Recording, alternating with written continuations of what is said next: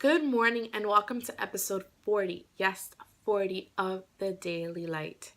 It's Monday, but it's not a Monday like any other. This week we enter Holy Week, in which as Christians we share in the Lord's suffering with Him.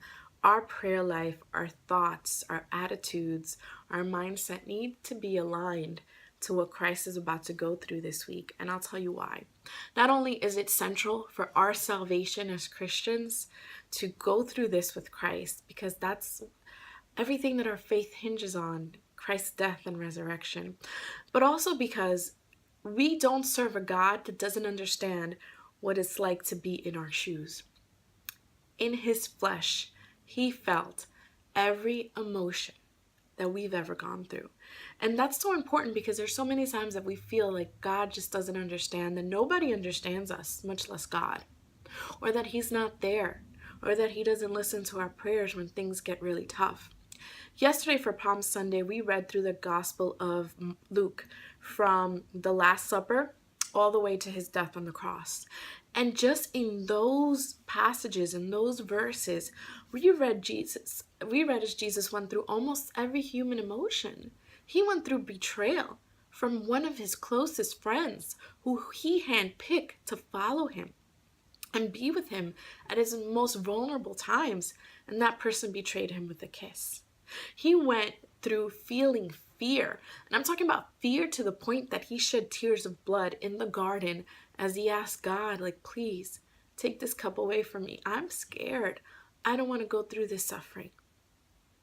He went through doubt on the cross when He yelled out to God, why have you forsaken me? So if that's Christ, how about us?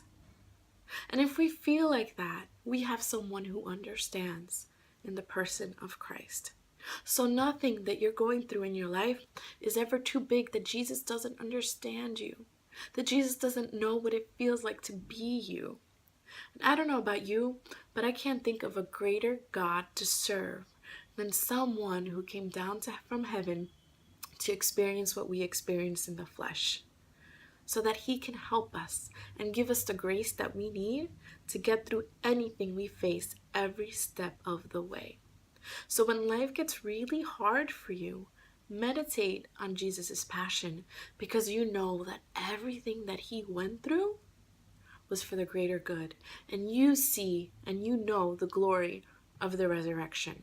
So think about what's going to happen in your life, the good that's going to come from your sufferings if you let Jesus help you and walk with you through it all.